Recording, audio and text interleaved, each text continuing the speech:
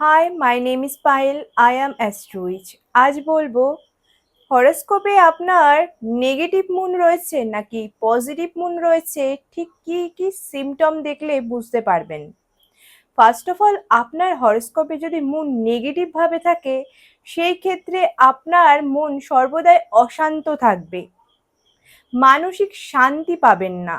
মনের মধ্যে অজানা ভয়, দুশ্চিন্তা, ওভার থিঙ্কিং, ঘন ঘন মেজাজের পরিবর্তন, মুড সুইং, ডিপ্রেশন, অ্যাংজাইটির মতন কিন্তু রোগ দেখা দেবে। মায়ের শরীর স্বাস্থ্য একদম ভালো যাবে না।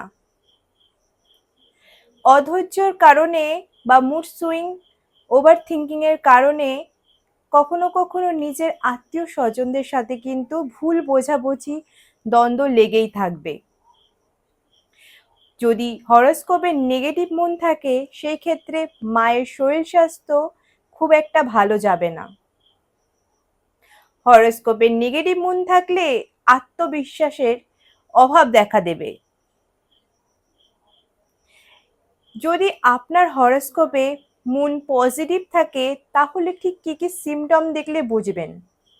মুন পজিটিভ থাকলে আপনার মধ্যে একটা আত্মবিশ্বাস সর্বদাই থাকবে।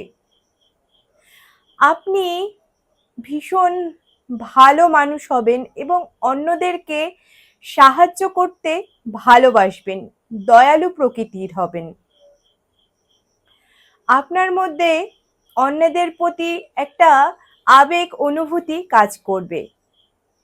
আপনি আপনার আবেগকে নিয়ন্ত্রণ করতে পারবেন এবং আপনাকে আপনার মা এবং মায়ের স্থানীয় ব্যক্তিদের সাথে সুসম্পর্ক বজায় রেখে চলবেন।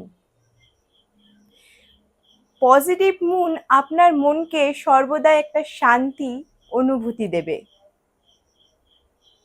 এবার বলবো নেগেটিভ মুন প্রতিকার কি করবেন। নেগেটিভ মুনকে পজিটিভ করবার জন্য নিত্য ধ্যান করুন, যোগ ব্যায়াম করুন। এর পাশাপাশি জল অপচয় থেকে নিজেকে বিরত রাখুন। মাতা কিংবা মাতৃস্থানীয় ব্যক্তিদেরকে সম্মান করে চলুন। গরিব দুঃখী মানুষদেরকে দুধ, চাল, চিনি দান করুন। এতে আপনার হরোস্কোপের নেগেটিভ মুন পজিটিভ ফল দেবে। আরও নতুন ভিডিও পেতে আমার চ্যানেলটিকে ফলো করে দিন। ধন্যবাদ।